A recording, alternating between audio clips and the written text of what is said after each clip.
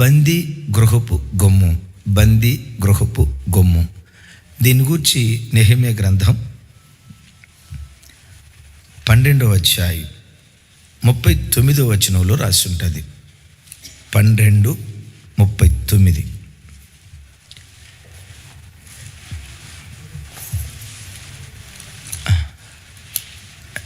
నేను చదువుతాను, నాతో కలిసి. అక్కడ పైన చాలా విషయాలు ఉన్నాయి. చివరి మాట చదువుదాం. చివరి మాట, గొర్రెల గుమ్మం వరకు వెళ్ళి బందీ గృహపు గుమ్మంలో నిలిచిరి. రైట్, ఇది 12వ గుమ్మం. దీనికి పెట్టబడిన పేరేంటంటే బందీ గృహపు గుమ్మం. దీనికి బందీ గృహపు గుమ్మం అని పేరు పెట్టడానికి కారణం ఏంటంటే, ఈ గుమ్మానికి దగ్గరలో ఓ బందీ గృహం ఉండేది. ఎందుకు బందీ గృహం ఉండేది అని అడగాల్సిన పనేం లేదు. ఆ బందీ గృహంలో ఎవరుంటారు? తెలుగులో బందీ గృహం అంటాం, దాన్ని ఇంగ్లీష్లో ఏమంటారు? ప్రిజన్. బందీ గృహం అంటంతో ఇదేదో కొత్త పదం అన్నట్లుగా తలగొక్కుంటాం. ప్రిజన్ అంటే మాత్రం ప్రిజన్ అనేసరికి ఓహో అదే కదా అనుకుంటాం. జైలు. బందీ గృహంలో ఎవరుంటారు? నంబర్ 1, నేరం చేసిన వాళ్ళు. 2, నేరం మోపబడిన వాళ్ళు. 3, నేరం చేయకపోయినా నేరస్థాపన చేసి చెరసాలలో వేయబడిన వారు. సో ఈ 3 గుంపుల ప్రజలు ఈ బందీ గృహంలో ఉంటారు. ఆ బందీ గృహానికి ఎదురుగా ఉన్న ఆ గుమ్మాన్ని బందీ గృహపు గుమ్మము అని అంటారు. దైవజనమ, ఈ భూమి మీద 2 రకాల బందీలు ఉన్నారు. మొదటి బందీ శత్రువైన సాతాను చేత బంధించబడి పాపపు కట్ల చేత కట్టబడి బ్రతుకు కాలమంతా పాపపు చెరలో మగ్గిపోతూ ఉన్నవారు. సాతాను మనుషుల జీవితంలో పాపపు ఉరులను వేసి, అపవిత్రపు ఉరులను వేసి, క్రమం తప్పిన ఉరులను వేసి మనుషులను సాతాను బందీగా మారుస్తున్నాడు. బందీగా మార్చి అనేక బ్రతుకులను బందీఖానాల్లో బంధిస్తూ ఉన్నాడు. పరిశుద్ధ గ్రంథమైన బైబిల్లో పాత నిబంధనలో బందీ గృహానికి చూడండి, బందీ గృహంలో ఉండి తిరగలి విసిరేవానికి ఒక ఆయన బైబిల్లో మిగిలిపోయాడు. ఎవరైనా చెప్పండి? రైట్, ఎవరైనా అంటే సంసోను గారు. సంసోను గారి గురించి బైబిల్లో మనం చూస్తాం. చూడండి, న్యాయాధిపతుల గ్రంథం 16వ అధ్యాయం 21, 22 వచనాలు. 16వ అధ్యాయం. నెక్స్ట్ 22వ వచనం నాతో కలిసి. అతడు బందీ గృహంలో తిరగలి విసురువాడాయను. నా వైపు చూడండి. ఏ గృహంలో ఉన్నాడు? అతడు బందీ గృహంలో ఉన్నట్లుగా. బందీ గృహంలో 4 గోళ్ల మధ్య కాళ్ళు చేతులు సంకెళ్ళ చేత బంధించబడి సంసోను బందీ గృహంలో ఉన్నాడు. మిమ్మల్ని అడుగుతా, సంసోనును బందీ గృహంలోకి దేవుడు పంపించాడా? అతని పాపం పంపించిందా? దేవుడు పంపించాడా? సైతాను పంపించాడా? దైవజనమ, సంసోను తన బ్రతుకులో కొన్ని దురాశలకు తను లోనై, తనకున్న దురాశలో ప్రధాన దురాశ స్త్రీలోలత్వం. ఓ భక్తుడు ఇలా అంటాడు, లోకంలో ప్రతి మనిషిని సైతాను 3 ఉరుల ద్వారా, 3 బంధకాల ద్వారా బంధించాలని ప్రయత్నం చేస్తాడు. ఒకటి స్త్రీ, 2వది సిరి, 3వది పేరు ప్రఖ్యాతులు. ఈ 3 ఏదో ఒక బంధకం ద్వారా మనిషిని సైతాను బంధించాలని ప్రయత్నం చేస్తాడు. బైబిల్ భాషలో చెప్పాలంటే నేత్రాశ, శరీరాశ, జీవపు డంభం. ఈ 3 ఊరుల్లో ఏదో ఒక ఊరిలో ప్రతి మనిషిని పట్టి బంధించాలి అనేది సైతాను గాడి యొక్క లక్ష్యం.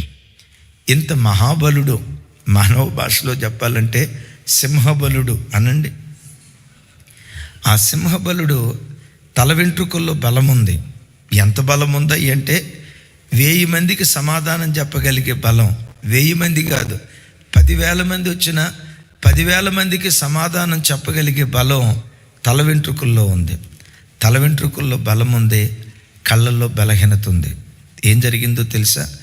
బలహీనత చేత బలం మింగివేయబడింది. విన్నారీ మాట? బలహీనత చేత బలం మింగివేయబడింది.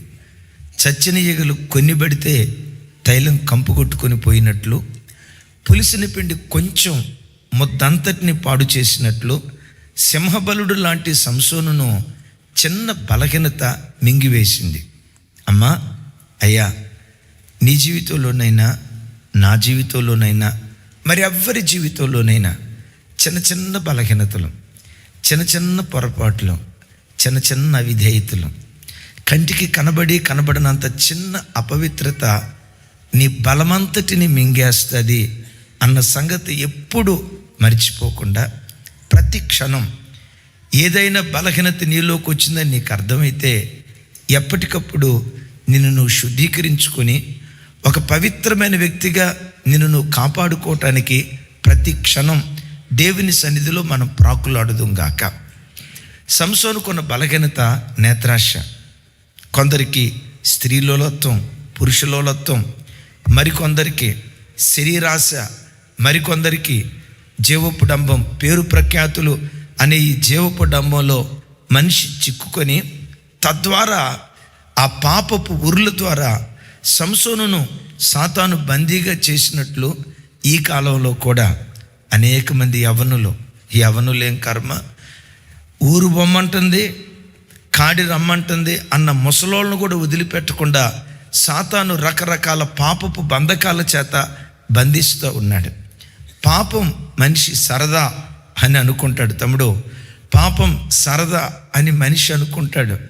వ్యసనం జస్ట్ ఫన్, సంతోషం కొరకు చేస్తూ ఉన్నా, జస్ట్ టైంపాస్ కోసం చేస్తున్నా అని మనిషి అనుకుంటూ ఉంటాడు.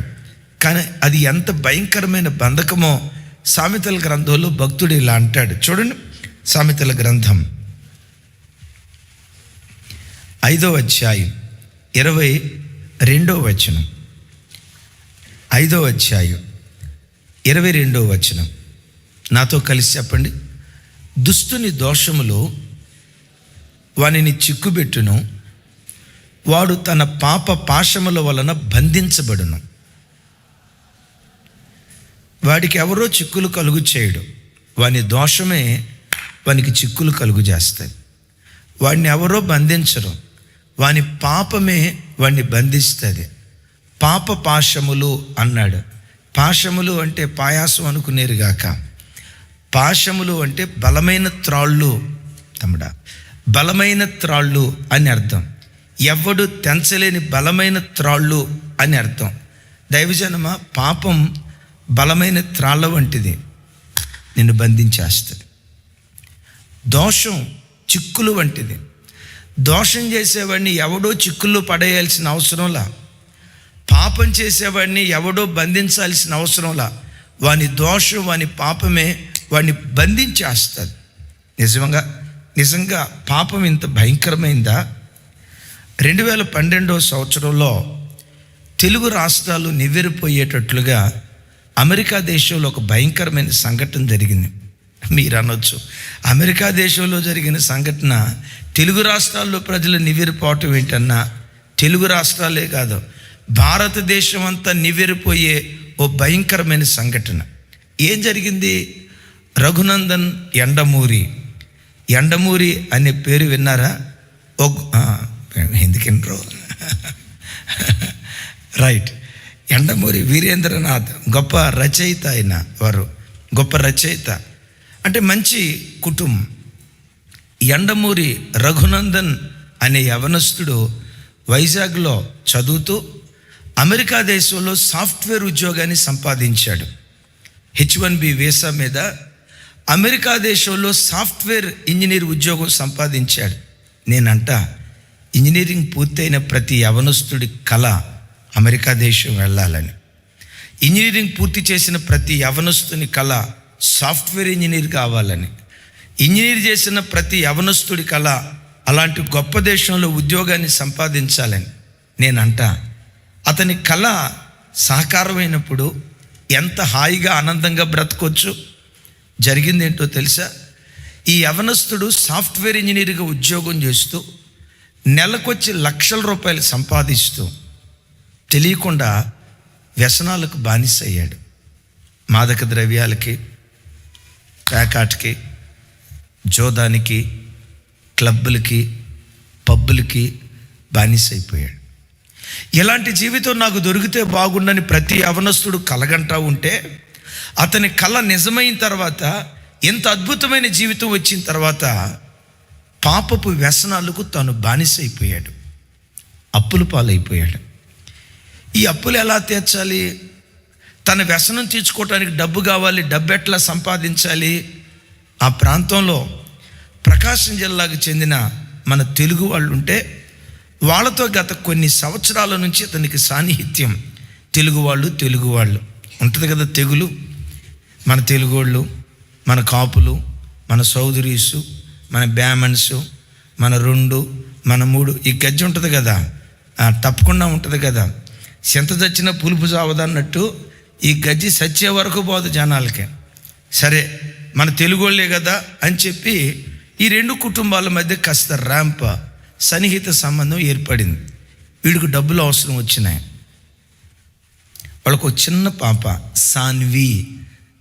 పాప సాన్వి, ఇంట్లో ఎవరూ లేరు అని అనుకున్న సమయంలో ఆ ఇంటిలోకి వెళ్ళి అమ్మాయిని ఒక్కదాన్ని కిడ్నాప్ చేసి వాళ్ళని బెదిరించి డబ్బు గుంజుదామని చెప్పి ఇంటికి వెళ్ళాడు. కానీ అక్కడికి వెళ్ళిన తర్వాత పరిస్థితి ఏంటో తెలుసా? వాళ్ళ అమ్మమ్మో నాయనమ్మో సత్యవాణి ఏదో పేరు ఉంది, ఆ చిన్న మనవరాలను ఆడిస్తూ ఉంది. ఇతనికి డబ్బులు కావాలి. ఈ అమ్మాయిని కిడ్నాప్ చేసి ఏదన్నా బెదిరిస్తేనే మనం డబ్బు సంపాదించగలుగుతాం. ఏం చేయాలి? చూస్తేనేమో నాయనమ్మ, అదిగో అమ్మమ్మో నాయనమ్మో మొత్తానికి ఉంది. ఏం చేశాడో తెలుసా? ఆ ఒడిలో ఉన్న చిన్న బిడ్డను లాక్కుంటా ఉంటే ఆమె అడ్డుపడింది. కత్తి తీసుకొని కస ఆ పెద్ద ఆవిడ్ని చంపేశాడు. చంపి ఆ చిన్న బిడ్డను సూట్ కేసులో బట్టలతో చుట్టాడు ఊపిరాడేటట్లుగా. ఏమనుకున్నాడు తెలుసా? బెదిరించి డబ్బులు గుంజి ఆ పిల్లని ఇచ్చేద్దామని. ఆ సూట్ కేసులో బంధించి టవల్తో సూట్ కేసులో పెట్టుకొని సూట్ కేసు జిప్పేసి తీసుకొని వస్తూ ఉంటే ఈలోపు ఆ చిన్న బిడ్డ ఊపిరాడకుండా చచ్చిపోయింది. సుమారుగా కొన్ని వారాల పాటు పోలీసు వాళ్ళు ఎంక్వైరీ చేశారు. ఈ అమ్మమ్మని మనవరాల్ని చంపింది బయట వాళ్ళు ఎవరో కాదు, తెలుగు రాష్ట్రానికి చెందిన అమెరికా దేశంలో సాఫ్ట్వేర్ ఇంజనీర్గా ఉద్యోగం చేస్తున్న రఘునందన్నే చంపేశాడు అని నిర్ధారణ అయింది. బాధాకరమైన సంగతి ఏంటో తెలుసా? జీవితంలో గొప్ప స్థాయికి రావాలని కష్టపడి చదువుకొని సాఫ్ట్వేర్ ఇంజనీర్ అయ్యి అమెరికా దేశంలో ఉద్యోగాన్ని సంపాదించిన ఆ గొప్ప సాఫ్ట్వేర్ ఇంజనీర్కి ప్రస్తుతం ఉరిశిక్ష ఖరారైంది. రేపో మాపో ఉరిశిక్ష వేస్తారు. అయితే ఆ రాష్ట్రంలో ఉరిశిక్ష అమలులో లేదు కాబట్టి కేసు పెండింగ్లో ఉంది. ప్రస్తుతం జీవిత ఖైదు అనుభవిస్తున్నాడు. నేడో రేపో ఉరిశిక్ష వేసి చంపేస్తారు. ఒక మాట నేను అడుగుతా, ఆ బిడ్డ జీవితాన్ని అట్లా దుర్బలం చేసింది ఏది? పాపపు పాశం. పాపం అంత భయంకరమైంది. మనిషికి తెలియక పాపం తన బ్రతుకును ఎంత చిదిమేస్తుందో, ఎంత నాశనం చేస్తుందో, మనిషి పాపం వలన తాను ఏం సంపాదించుకుంటాడో ఆ దైవిక ప్రత్యక్షత లేక, నా డబ్బు నా ఇష్టం, గంజాయి తాగుతా, నా డబ్బు నా ఇష్టం, మందు తాగుతా, నా డబ్బు నా ఇష్టం, క్లబ్కి వెళ్తా, పబ్బులకి వెళ్తా, నా డబ్బు నా ఇష్టం అని మనిషి విచ్చలవిడితనానికి అలవాటు పడుతున్నాడు. నా దేవుని వాక్యం ఏమంటుందో తెలుసా? దోషం మానవాళి బ్రతుకును చిక్కులు పెడుతుంది. పాప పాశములు ఒకరిని బంధించేస్తాయి. ఆ బంధకాల్లో నుంచి వాడు ఎంత బయటకు రావాలని ప్రయత్నం చేసినా ప్రారంభంలో అనుకుంటాడు, నేను జస్ట్ అంతే, ఏం పెద్ద ఎక్కువ తప్పేం చేయను, జస్ట్ టేస్ట్ కోసమే చేస్తున్నా. ఏ తాగుబోతా నేను అడిగి చూడండి, నేను పెద్ద తాగుబోతును కాదండి, రోజుకు మహా తాగితే పెగ్గే తాగుతానండి. స్టార్టింగ్ పెగ్గే, ఆ తర్వాత మగ్గు అయిపోద్ది. ఆ తర్వాత వాడి బ్రతుకు బుగ్గు. ఏమవుతున్నారు? ప్రారంభం పెరిగి నేను పెద్ద తాగుబోతును కాదు, ఏదైనా కానివ్వండి. 100 రూపాయలే బెట్టింగ్ ఆడేది, ఎక్కువ వాడినాం. నేను ఎక్కువ వాడినాం, 100 రూపాయలే ఆడతా, వచ్చిందా దేవునికి ఇస్తాం.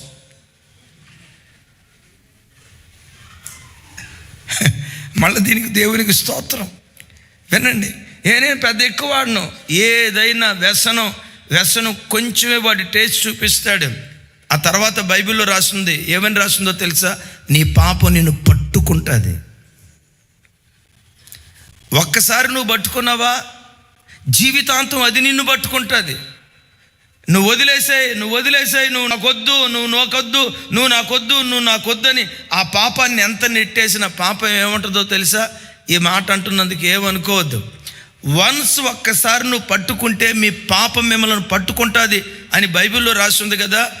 ఈ పాపం వద్దు నిన్ను వదిలేస్తా అని అంటే పాపం అంటది, నిన్ను వదల బొమ్మాలి అంటది.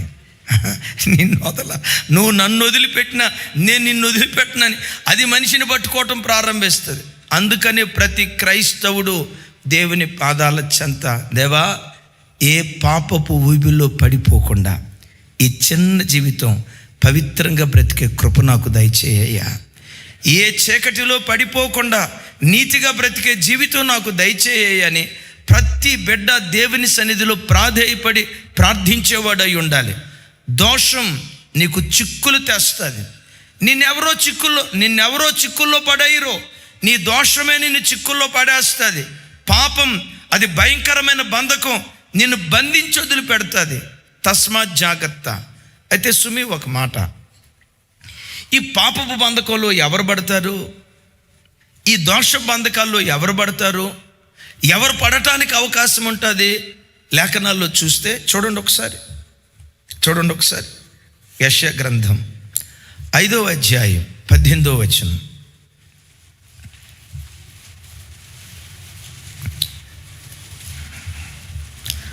5వ అధ్యాయం 18వ వచనం. నాతో కలిసి, భక్తిహీనత అను త్రాళ్లతో దోషమును లాగుకుని వారికి శ్రమ, బండి మోకుల చేత పాపమును లాగుకుని వారికి శ్రమ. నా వైపు చూడండి, నాతో కలిసి, భక్తిహీనత అను త్రాళ్లతో దోషమును లాగుకుని వారికి శ్రమ.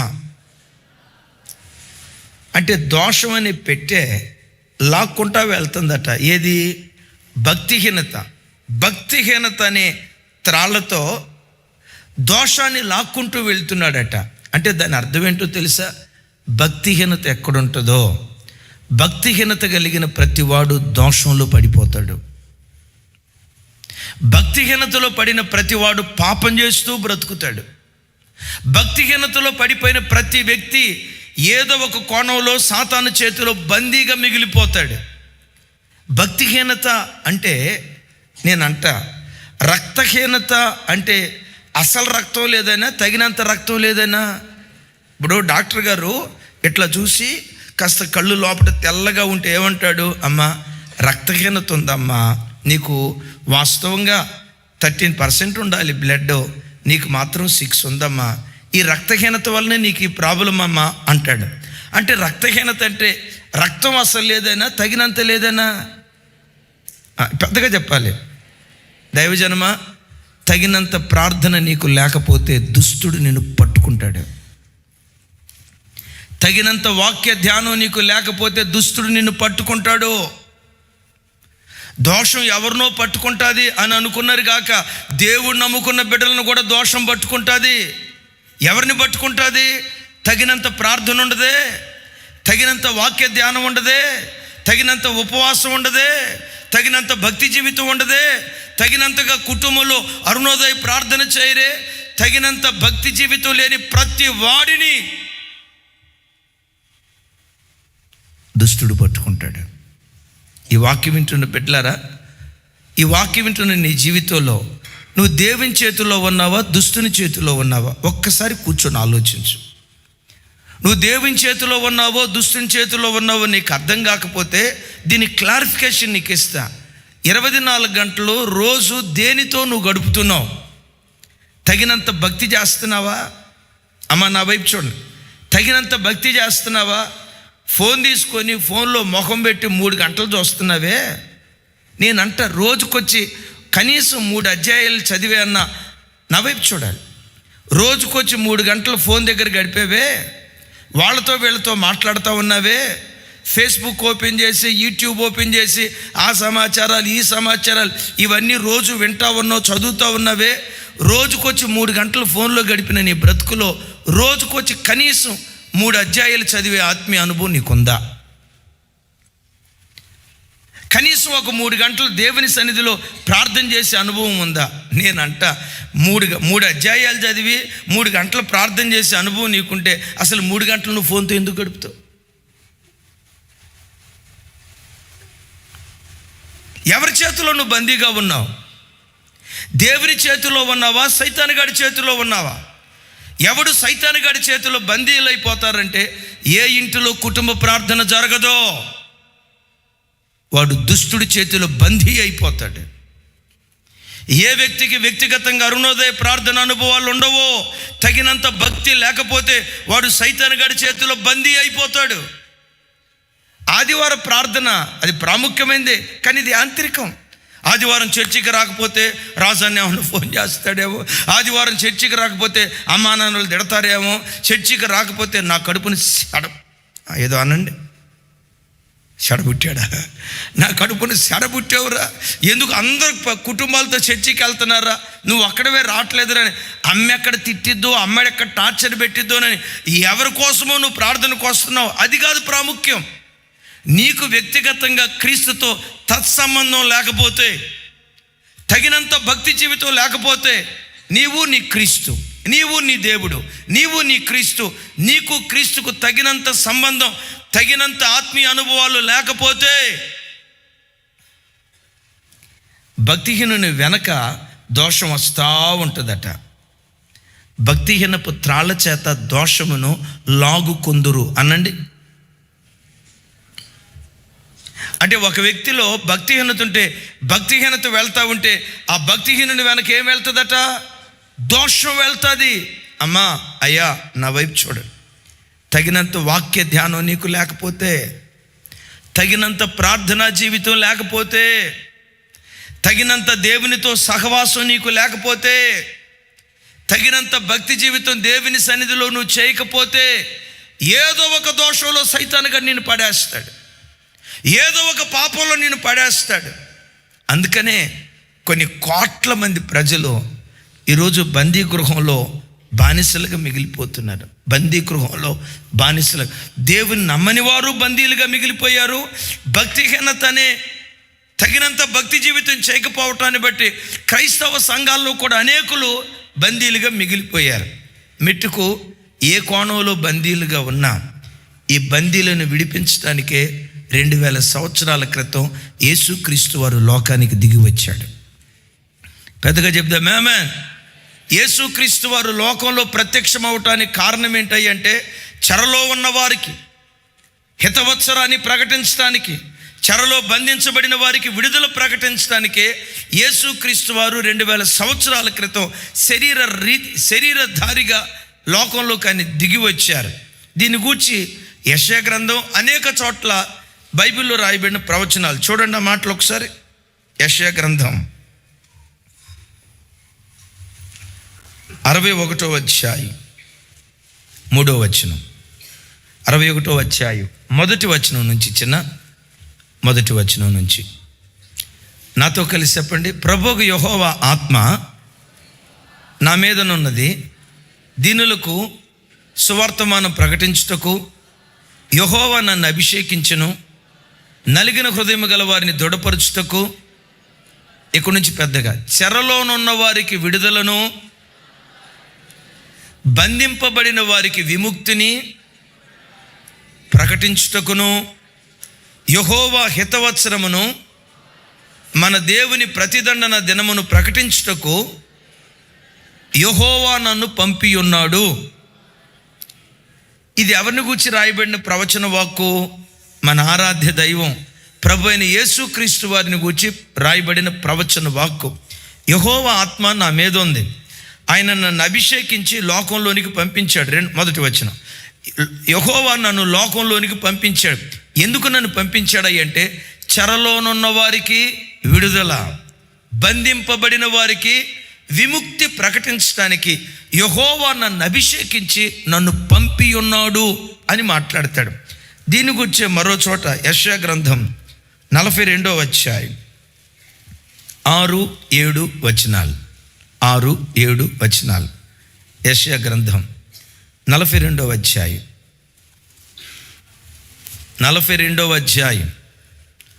6-7 వచనాలు. 42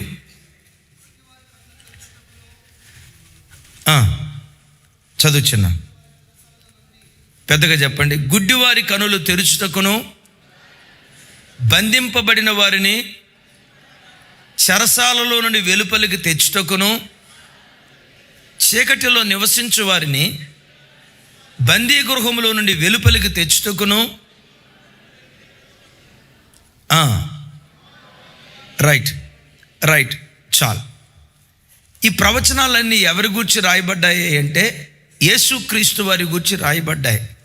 తండ్రి అయిన దేవుడు యేసుక్రీస్తు వారిని ఎందుకు ఈ లోకానికి పంపించాడు అంటే పాపపు బంధకాలలో ఎవరెవరు బంధించబడుతున్నారో ఆ బందీలకు స్వతంత్రత ఇవ్వటానికి, చెరలో ఉన్న వారిని విడిపించటానికి, రకరకాల పాపపు బంధకాల్లో కట్టబడి బానిసలుగా బ్రతుకుతున్న ఆ ప్రజలను స్వతంత్రులుగా మార్చడానికి తండ్రి అయిన దేవుడు యేసుక్రీస్తు వారిని అభిషేకించి భూలోకంలోనికి పంపించాడు. ఎందుకు పంపించాడు అంటే ఈ బందీ గృహంలో ఎన్నో బ్రతుకులు మగ్గిపోతున్నాయి. ఈ బందీ గృహంలో ఎంతోమంది అల్లాడిపోతున్నారు.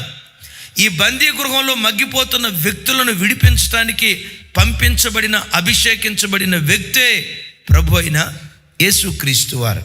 ఇక్కడ ఒక మాట చెప్తాను, యేసుక్రీస్తు తప్ప పాపపు బానిసత్వంలో బ్రతుకుతున్న మనిషిని మరి ఎవ్వరూ విడిపించలేరు. ఎందుకో తెలుసా? ప్రపంచంలో ప్రతి వ్యక్తి ఏదో ఒక పాపపు బానిసత్వంలో బంధించబడిన వాడే. బంధించబడిన ఒక వ్యక్తి బంధించబడిన ఇంకొక వ్యక్తికి విడుదల ఇవ్వగలడా? ఓ గుడ్డివాడు ఇంకో గుడ్డానికి త్రోవ చూపించగలడా? చెరలో ఉన్నవాడు చెరలో ఉన్న ఇంకొక వ్యక్తికి విడుదల ఇవ్వగలడా? యేసుక్రీస్తు వారు ఏ పాపపు బంధకాలతో ఆయన బంధించబడలేదు గనుక, ఏ పాపం ఆయనను తాకలేదు గనుక పాపపు బంధకాల్లో నలిగిపోతున్న ప్రతి వ్యక్తిని విడుదల కలుగు చేయగలిగే విమోచకుడు ప్రభు అయిన యేసుక్రీస్తు వారు. గట్టిగా చెప్దాం ఆమేన్. ఈ వాక్యం వింటున్న బిడ్డలారా, మీ వ్యక్తిగత జీవితంలో ఏ పాపపు బానిసత్వంలో నువ్వు మగ్గిపోతున్నా, నువ్వు బయట నలుగురికి కనపడటానికి భక్తి కలిగిన దానిగా కనపడవచ్చు, భక్తి కలిగిన వాడిగా కనపడవచ్చు, కానీ ఏ బానిసత్వంలో నువ్వు చిక్కుకున్నావో, ఏ పాపానికి నువ్వు బానిస అయిపోయావో, ఏ పాపం నిన్ను బందీగా మార్చేసిందో నీ అంతరంగానికి బాగా తెలుసు. బయట కనపడేంత గొప్పోడు నువ్వు కాకపోయి ఉండొచ్చు, నలుగురిసి కనపడేంత మంచిదాన్ని నువ్వు కాకపోయి ఉండొచ్చు. ఏదో ఒక పాపపు బానిసత్వం నిన్ను పట్టి బంధించి నిన్ను బానిసగా మిగిల్చి ఉండొచ్చు. ఏ చెరలో ఉన్నా, యేసయ్యా నేను ఈ చెరలో ఉన్నా, నాకు విడుదల ఇవ్వవా? సెల్ ఫోనే నాకు ఒక చెర అయిపోయింది. సెల్ అనండి, ఇంగ్లీష్లో చెప్పండి, పెద్దగా చెప్పండి, స్పెల్లింగ్ చెప్పండి. CELL. చెరసాలని ఏమంటారు? స్పెల్లింగ్ చెప్పండి. నీకు ఇంగ్లీష్ రాకపోతే మౌనంగా ఉండు. SELL. నీ ఆడికి ఇంగ్లీష్ వచ్చినట్టే చెప్తున్నాడు. SELL. అదే అప్పుడప్పుడు చెప్తా కదా, పండితుడిని అడిగారట, ఒరే అల్లం ఎట్టుంటుందిరా అని. అల్లం ఎట్టుంటుందో తెలీదా? అల్లం బెల్లంలాగా పుల్లగా ఉంటుంది అన్నాడంట. నిన్ను అడిగితే అదే చెప్తావు. లేదు, ఆ సెల్ అన్నా కూడా CELL. దీనికి ఈ కాలంలో సెల్ ఏదో లేదు, ఇదే సెల్. ఇంతకు మించిన జైలు మానవ బ్రతుకులు ఇంకోటి ఏది లేదు. ఆమెనా? ఎవరమ్మ? ఏం చెప్పదురా, ఏం చెప్పాలి? రైట్. సరే, హల్లెలూయా. చూడండి, ఏ బానిస బ్రతుకుతున్నా, దేని చేత బంధించబడ్డా నేను ప్రకటించే నా దేవుడు, అయ్యా నేను ఈ బంధకంలో ఉన్నా, నాకు విడుదల కావాలి, బయటకు రావాలని అనుకుంటున్నా, నా వల్ల కావట్లా, బంధించబడ్డానయ్యా, ఈ వ్యసనంలో బంధించబడ్డానయ్యా, ఈ పాపంలో బంధించబడ్డానయ్యా అని నీ గుండె లోతులో నుంచి హృదయపూర్వకమైన మొర దేవుని సన్నిధికి చేరితే, నేను ప్రకటించే నా దేవుడు ఎవరో తెలుసా? చెరలో ఉన్న వారి మూలుగులు వినటానికి పరలోకం నుంచి భూలోకం వైపు ఆయన తొంగి చూస్తున్నాడట. ఇప్పుడను ఆమెనని అన్నా, ఇప్పుడను విన్నారా? చెరలో ఉన్న వారి మూలుగులు వినటానికి, అయ్యా సెల్లని చెరలో ఉన్నానయ్యా, అపవిత్రత అనే సెలలో ఉన్న అపవిత్రత అనే బానిసత్వంలో నేనున్నానయ్యా, దీనిలో నుంచి నేను బయటకు రావాలని ఆశపడుతున్నానయ్యా అని ఏ వ్యక్తి హృదయపూర్వకంగా ప్రార్థన చేసినా చెరలో ఉన్న వారి మూలుగులు వినటానికి ఆకాశం నుంచి దేవుడు తొంగి చూస్తూ ఉన్నాడట. ఇలా అనేక మంది దేవుని సన్నిధిలో వారి పాపం విషయమై రొమ్ము కొట్టుకుంటూ ఏడ్చి వారి అపవిత్రత ధైర్యముగా తెలియచేయుటకు నేను నోరు తెరిచినప్పుడు దానిని గూర్చి నేను మాట్లాడవలసినట్టుగా ధైర్యముతో మాట్లాడుటకై వాక్శక్తి నాకు అనుగ్రహించబడినట్లు నా నిమిత్తము పూర్ణ పట్టుదలతో విజ్ఞాపన చేయుచు మెలకువగా ఉండుడి. రైట్, నా వైపు చూడండి. ఇక్కడ నేను దేని నిమిత్తము రాయబారినై సంఖ్యలలో ఉన్నానో, ఇతడు దేనిలో ఉన్నాడట? అపోస్తల కార్యాల్లో అంటాడు, ఇజ్రాయేలీల నిరీక్షణ నిమిత్తం ఇనప గొలుసులతో నేను కట్టబడి ఉన్నాను అంటాడు. ఈ మాటలు అలా పట్టుకోండి. 3వ అధ్యాయం 1వ వచనం, 3వ అధ్యాయం 1వ వచనం, ఇదే పత్రిక, ఎఫెసీయులకు రాసిన పత్రిక. రైట్. ఈ హేతువు చేత అన్ని జనులైన మీ నిమిత్తము క్రీస్తు యేసు యొక్క ఖైదీనైన పౌలను నేను ప్రార్థన చేయుచున్నాను. సరే వినండి, ఇక్కడ అంటాడు, అన్ని జనులైన మీ నిమిత్తము క్రీస్తు యేసు కొరకు నేను ఖైదీనయ్యాను. దైవజయమా, ఆలోచించండి. చెరసాలలో ఉన్న ఖైదీ కాళ్ళకు చేతులకు ఏమేస్తారు? సంకెళ్ళు వేస్తారు. అంటాడు అపోస్తల కార్యాల్లో, ఇనప సంకెళ్లతో నేను బంధించబడ్డాను అంటాడు. ఒకప్పుడు సైతానుకు బందీలుగా ఉండేవాళ్ళం. ఇప్పుడు క్రీస్తు దగ్గరకు వచ్చిన తర్వాత క్రీస్తు ప్రేమకు ప్రతి క్రైస్తవుడు ఖైదీగా మారిపోవాలి. చేతులుంటాయి, స్వేచ్ఛ ఉండదు. ఆయన ఏది చేయమన్నాడో అదే చేయాలి. కాళ్ళుంటాయి, ఇష్టం వచ్చినట్లుగా ఎక్కడికి పడితే అక్కడ తిరగటానికి వీల్లేదు. ఎందుకు? కాళ్ళకు చేతులకు సంకెళ్ళు. బాబు, ఎందుకు మేము తిన్నట్లుగా తినవు, మేము త్రాగమన్నట్టుగా తాగో, మేము తందనాలాడన్నట్లుగా నువ్వెందుకు తందనాలాడో అని ప్రజలంటే, అప్పుడు మనమనాల్సిన మాట ఏంటో తెలుసా? క్రీస్తు నిమిత్తం ఇనప సంఖ్యలతో నేను బంధించబడ్డా. నేను ఎవరినో తెలుసా? క్రీస్తు ప్రేమకు ఖైదీని. ఆమేన్. చెప్దాం గట్టిగా, క్రీస్తు ప్రేమకు నేను ఖైదీని. ఎవరికి? చేతులుంటాయి, కాళ్ళుంటాయి, శరీరపు అవయవాలు ఉంటాయి. ప్రతి దాన్ని క్రీస్తు కొరకు బంధిస్తూ క్రీస్తు కొరకు బందీగా బ్రతికేవాడు క్రీస్తు ఖైదీ. క్రీస్తు ఖైదీ. పెద్దగా చెప్పండి ఆమేనని. ప్రతి నిమిషం క్రీస్తు కొరకు బ్రతికేవాడు క్రీస్తు ఖైదీ. అన్నీ ఉంటాయి తినటానికి. మాంసం ఉంది, చికెన్ ఉంది, చికెను మాంసం రెండో ఒకటి అనుకుంటగా. సరే, చేపలు ఉన్నాయి, పీతలు ఉన్నాయి, కప్ప మాంసం ఉంది. అది కాపునైనా నీ ఇష్టం వచ్చినట్టుగా తిని మొత్తం డొల్లాడవచ్చు. నిన్ను అడిగేది ఎవరు లేరు. నీ నోటికి సంఖ్యలు వేసుకోవాలి. తినొచ్చు, నీకు కావలసినంత ఇచ్చాడు దేవుడు. రోజుకొచ్చి 6 పూట్ల తిన్నా ఇంకా మిగిలిపోద్ది. నా ప్రాణమా తినుము తాగుము సుఖించమని చెప్పినా కూడా అసలు నీకు అసలు నిన్ను అడిగేదే లేదు. రోజుకొచ్చి 6 పూట్ల తినొచ్చు, 7 పూట్ల తినొచ్చు. రోజు మాంసం మాంసం మాంసం కడుపు నిండా తినొచ్చు. కానీ క్రీస్తు ఖైదీ తినడు, నోటికి కళ్ళెం పెట్టుకుంటాడు. అద్దు అదుపు లేనోడు. ఇక గమనించండి, ఆ మధ్య ఒక చోట ఒక ఆయన చెప్తున్నాడు, నేను ట్రైన్లో వెళ్తూ ఉంటే ఆయన చెప్తున్నాడు, ట్రైన్లో వెళ్తూ ఉంటే నాన్న నాకు కొంచెం విజయవాడ ఏదైనా పార్సిల్ ఇవ్వండి, ఒక ముద్ద వైట్ రైస్, ఒక ముద్ద అన్నం తీసుకురండి అని చెప్తే వాళ్ళు ఒక పార్సిల్, ఒక ప్యాకెట్ తీసుకురమ్మంటే పార్సిల్ తీసుకొచ్చారట. ఆ పార్సిల్ ఉప్పు బస్తా అంత ఉందంట. ఉప్పు బస్తా ఈ ఎత్తు ఫ్యామిలీ ప్యాక్ని దాటిపోయిందట. వాళ్ళు, పాస్టర్ గారు ఇది మీకు ఒక్కరికేనా? మీ అందరికయ్యా, నా ఒక్కడికంటే ఎక్కడ పరుగు పోద్దానని చెప్పి ఉప్పు బస్తా తీసుకొచ్చారంట. సరే, వాళ్ళ ప్రేమ కొద్దీ వాళ్ళు ఏదో పెట్టారు, మనకు ఉండాలిగా. చాలామంది పాస్టర్ గారులకు విశ్వాసులు పెట్టి పెట్టి పెట్టి పెట్టి పెట్టి పెట్టి సమాధి పెట్టిలో పెట్టేస్తారట. తర్వాత ఆ కంట్రోల్ మనకు ఉండాలిగా. తినే ప్రతి ముద్దలో నేను క్రీస్తు కొరకు ఎక్కువ కాలం బ్రతకాల.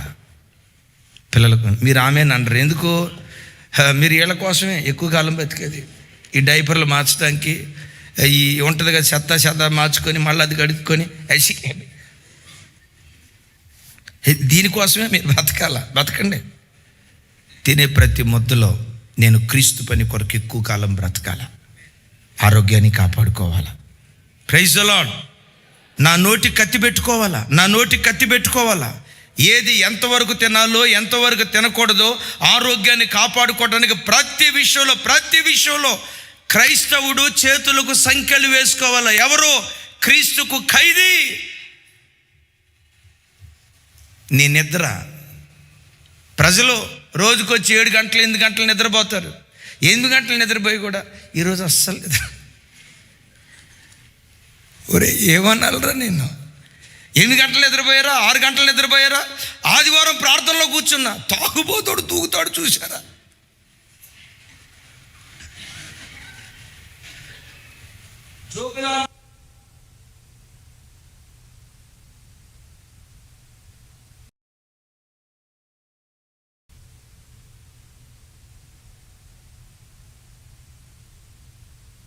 ఉండదు, నిద్ర దగ్గర కంట్రోల్ ఉండదు.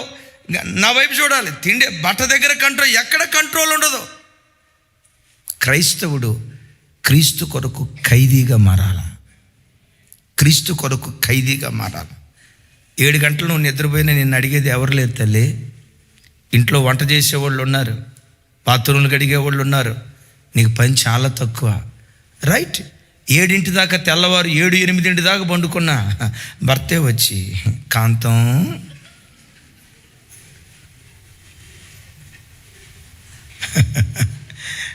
బెడ్ కాఫీ పెట్టా కాంతం అని మొత్తం అని నోటి దగ్గరికి తీసుకొచ్చేవాళ్ళు ఉన్నారు. నేనంట, అయినా క్రీస్తు ఖైదీ కంటారా నిద్రపోడు, క్రీస్తు ఖైదీ కడుపు నిండా తినడు, క్రీస్తు ఖైదీ కోరుకున్న బట్ట కట్టుకోడు. క్రీస్తు ఖైదీగా పిలువబడిన వాడు ప్రతి విషయంలో కాళ్లకు చేతులకు సంకెళ్ళు వేసుకొని, ప్రతి అవయవానికి సంకెళ్ళు వేసుకొని తనను తాను చంపుకుంటూ క్రీస్తు కొరకు బ్రతుకుతాడు. పెద్దగా చెప్పాలి ఆమెన్. పెద్దగా ఆమెన్. వినపడలా? పెద్దగా ఆమెన్. నువ్వు నిజంగా క్రీస్తు ఖైదీవైతే బ్రదర్ నిన్ను చీరల దుకాణానికి తీసుకెళ్ళాడు, 10,000 రూపాయలు పెట్టి తీసుకో, మొత్తం ఎంతంటే అంత 10,000 ఆ పైనే అన్నాడు. ఆ 10,000 తీసుకొని కూరగాయల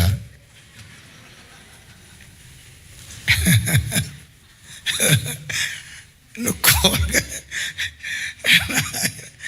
ఈరోజు బ్రేకులు ఎక్కువైపోతున్నాయి నాకు. కాదమ్మా, నువ్వు క్రీస్తు ఖైదీవైతే సుఖభోగాల విషయంలో, సౌఖ్యాల విషయంలో, నీ శరీరంలో బయలుదేరే సహజ సిద్ధమైన కోరికలు, ఇక్కడ గమనించండి, సహజ సిద్ధమైన ఆశలు, ఇవి అతీతమైన ఆశలు కాదు, సహజ సిద్ధమైన ఆశలు, అంగీకారమైన ఆశల విషయంలో కూడా చంపుకోవటానికి సిద్ధపడతాడు క్రీస్తు ఖైదీ. Praise the lord. రైట్, 10,000 రూపాయలు ఇచ్చాడు. అమ్మా నీకు ఏం కావాలంటే తీసుకో. నిజంగా నువ్వు క్రీస్తు ఖైదీవైతే బట్టెందుకు? శరీరాన్ని కప్పుకోవటానికి, అంతేగాని నన్ను చూడు నా సోకు చూడు అనుకోవటానికి కాదుగా. బట్టెందుకు? నేను కట్టుకున్న చీర అద్దాల మేడలాగా ఉండి జిగిజిగేలుమని అవి మెరుస్తూ ఉంటే కొంతమంది ఆ అద్దంలో చూసి తలదూకోవాలా అన్నట్లు ఎందుకు కట్టుకుంటారు? ఖరీదైన ఎందుకు కట్టుకుంటారు? విలాసవంతమైన ఎందుకు కట్టుకుంటారు? క్రీస్తు ఖైదీ ఒకడైతే ఆ 10,000 రూపాయల్లో 1,000 రూపాయలతో చేరుకుని ఆ తతిమ 9,000 ఏ అనాథలకో ఏ పేద బిడ్డలకో ఇంకో 2-3 చీరలు కొని ఇంకా మిగిలితే దేవుని పనికిస్తాడు. దీనికి ఆమేన్ రాదు మీకు. ఇది ఎవరు చేస్తారు? అందరూ చేయరు సార్, అందరూ చేయరు. క్రీస్తు ప్రేమకు ఖైదీలు ఉంటారు. నేను క్రీస్తు ప్రేమకు బానిసని నేనంట. అసలు ఈ దర్శనం క్రైస్తవ సంఘం మర్చిపోయింది ఇప్పుడు. ఎందుకో చెప్పమంటారా? ఈరోజు ఫ్యాషన్లు క్రైస్తవ సంఘానికి నేర్పుతుంది ఎవరై అంటే మా పాస్టర్ గారులే. కొంతమందికి అంతులేని కృప ఉంటుంది ఈ విషయంలో. ఈ ఆదివారం పాస్టర్ గారు ఏ చీరతో వస్తుందా, ఏ డెకరేషన్తో వస్తుందా, అయ్యగారు ఏ మేకప్తో వస్తాడా, ఏమంటే మ్యాచింగ్ డ్రెస్ ఏంటది, మ్యాచింగేనా ఏదో అంటున్నారు కదా, మ్యాచింగ్ అన్నమ్మా కరెక్టేనా? ఏ మ్యాచింగ్ డ్రెస్తో వస్తారా, ఇది ఎదురు చూసే పరిస్థితి. క్రైస్తవ సంఘానికి కొంతమంది దైవ సేవకులే ఆర్భాటాలు విలాసాలు ఇవి నేర్పుతున్నారు, త్యాగం నేర్పట్లా. సుఖభోగాలు పెంచి పోషిస్తూ ఉన్నారు. కాస్ట్లీ బట్టలు కట్టుకోవటం ఎట్లా? మనం బట్టలు వేసుకొని వచ్చామంటే అదిరిపోయాడు. ఏమైపోయాడు? తర్వాత అదిరిపోతాడు అంతే, ఇంకేముండదు. అసలు మనిషిని చూడటం అబ్బాబ్బాబ్బాబ్బాబ్బా ఏంటి కత్తె శాఖ, ఇది కురకారు అంటారు ఈ మధ్య కత్తె. ఆ తర్వాత దాంతో పొడుచుకొని చచ్చిపోవాల్సిందే. ఏంటి క్రైస్తవ్యం అంటే? ఇచ్చలు నెరవేర్చుకునేది కాదు, ఇచ్చలను చంపుకుంటూ బ్రతికేది క్రైస్తవ్యం. సహజ సిద్ధమైన కోరికలను కూడా చంపుకుంటూ బ్రతికేది క్రైస్తవ్యం. యేసయ్యకు మహిమ కలుగును గాక. భోజనం చేసేటప్పుడు కూడా నా వైపు చూడాలా. భోజనం చేసేటప్పుడు కూడా కొంతమంది తింటానే నిద్రలో పోతారండి, అది చేయి కూడా కడుక్కోరండి. ఎందుకు? ఆ రేంజ్లో బ్యాటింగ్ చేశాడు మా వాడు. ఆ రేంజ్లో బ్యాటింగ్ చేసి నేనంట అలా తిని అనారోగ్యం తెచ్చుకుంటే రేపు బీపీ షుగర్ వచ్చింది. నువ్వు అర్ధాయిస్తూ చనిపోవటం దేవుని చిత్తం కాదు. ఎందుకో తెలుసా? నీలాంటి భక్తి పరులు ఎక్కువ సంవత్సరాలు బ్రతకాలా, నీలాంటి ప్రార్థన పరులు ఎక్కువ సంవత్సరాలు బ్రతకాలా, నీలాంటి విజ్ఞాపన వీరులు ఎక్కువ సంవత్సరాలు బ్రతకాలా. తాగుబోతుడు 100 సంవత్సరాలు బ్రతికి ఉపయోగం ఏముంది? తిరుగుబోతుడు 120 సంవత్సరాలు బ్రతికేం ఉపయోగం ఏముంది? నిజదేవుడు ఎవరో తెలియక దైవము కాని వాటిని ఆరాధించేవాడు 200 సంవత్సరాలు బ్రతికితే ఉపయోగం ఏముంది? నేనంట నీలాంటి భక్తి కలిగిన పిల్లలు అనేక సంవత్సరాలు బ్రతికి కొన్ని వేల మంది భక్తుల కొరకు మీరు కన్నీళ్లు గారుస్తూ ప్రార్థన చేయాలి. గమనించండి, స్వీట్ వచ్చి ఉంటుంది. ఏమనేదిరానా ఏనా గట్టిగానండి మీరు, స్వీట్ వచ్చింది, స్వీట్ వచ్చేసింది సోదరా. లేదు అన్న అనుకోవాలా. నేను ఎమాన్యుయల్ మినిస్ట్రీస్లో దేవుడు నన్ను ఒక పాత్రగా వాడుకుంటున్నాడు. నేను ఇంకెక్కువ కాలం దేవుని పనిలో వాడబడాలా. అమ్మో ఇది తింటే నాకు అలాగని భయపడతా తినమని కాదు నేను అనేది. దేవుని పని కొరకు ప్రతి విషయంలో ఆయన పిల్లలుగా మన జాగ్రత్తగా ఉందుముగాక. అపోస్తుడైన పౌలు వారు ప్రతి విషయంలో గొలుసులతో బంధించబడ్డాడు. నిద్ర విషయంలో గొలుసు, బట్ట విషయంలో గొలుసు, తిండి విషయంలో గొలుసు, సుఖభోగాల విషయంలో గొలుసు. ఈ వ్యక్తి అన్ని విషయాల్లో గొలుసులతో తాను కట్టుకున్నాడు గనుక బైబిల్లో ఎవ్వరికి రాని ప్రత్యక్షతలు పౌలుకు దేవుడిచ్చాడు. ఎవరు బయలుపరచలేనన్ని మర్మాలు పౌలు బయలుపరిచాడు. ఎందుకు తాను బయలుపరిచాడో తెలుసా? ప్రతి క్షణం తాను క్రీస్తుకు ఖైదీగా మార్చుకున్నాడు. ఒకప్పుడు సైతానుగాడికి మనం ఖైదీలుగా, సైతానుగాడి చేతిలో బానిసలుగా ఉన్నప్పుడు వాడు ఆడమన్నట్టు ఆడాం, వాడు తిరగమన్నట్టు తిరిగా, వాడి సంతోషాన్ని మనం నెరవేర్చాం. ఇప్పుడు క్రీస్తులోకి వచ్చిన తర్వాత లోకపు ఆశలన్నీ సిలువేసి క్రీస్తు కొరకు మనలను మనం సమర్పించుకుందుము గాక. మరలా ఈ మాట చెప్తున్నాను, ఎవ్వరికి లేనంత ప్రత్యక్షత పౌలుకే దేవుడిచ్చాడు. ఎందుకు ఇచ్చాడు చెప్పంటారా? అన్ని విషయాల్లో నేను క్రీస్తుకు ఖైదీని, చేతులకు సంఖ్యలు వేసుకున్నాడు. చెయ్యి అంటది, ఫోన్ తీసుకో, సంఖ్యలు వేసుకో. బైబిల్ తీసుకోవడానికి సంఖ్యలు వేసుకోకు, ఫోన్ సంఖ్యలు వేసుకో.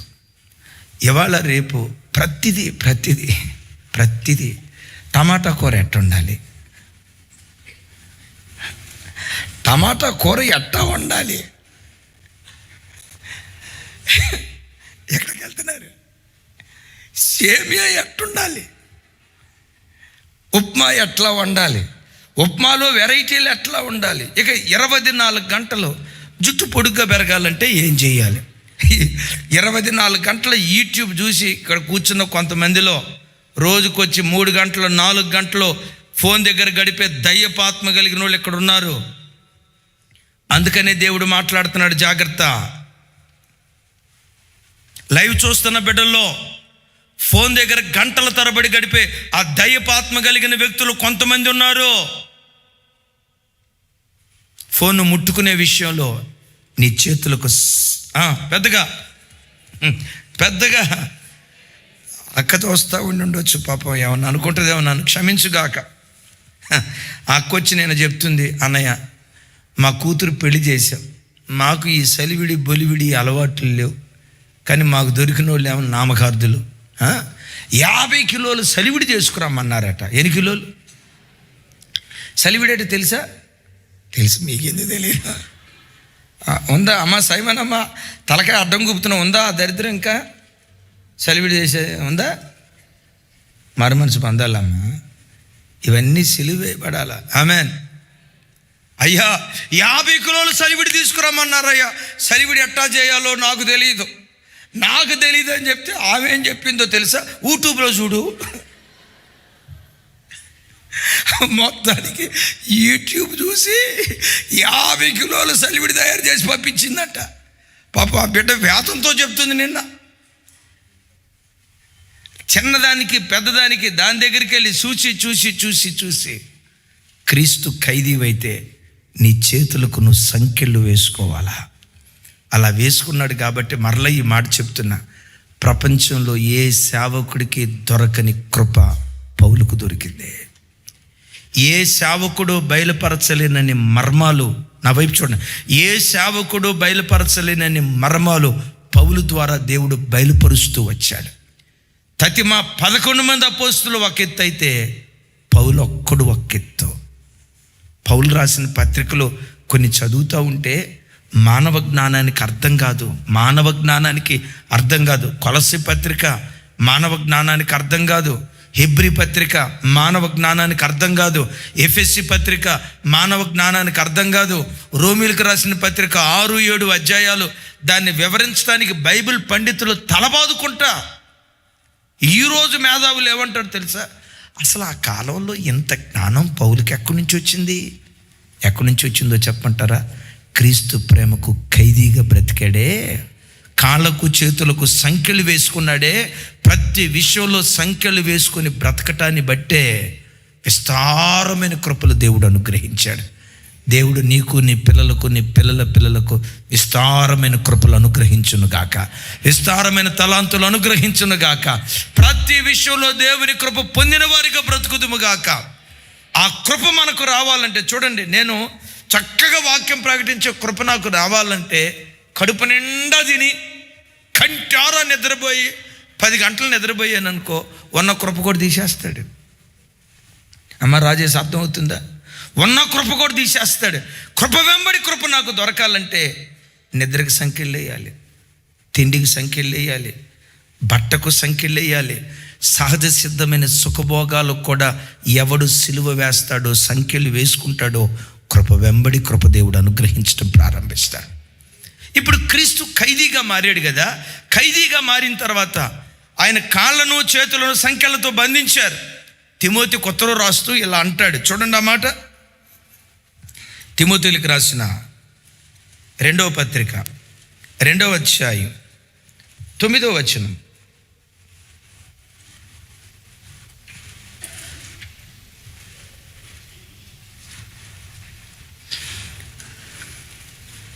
నాతో కలిసి, నేను నేరస్తుడై ఉన్నట్టు, నేను నేరస్తుడిని కాదు, నేనే నేరం చేయలేదు, కానీ నేరస్తుడై ఉన్నట్టు అనండి మరోసారి, ఆ సువార్త విషయమై సంఖ్యలతో బంధింపబడి శ్రమపడుచున్నాను.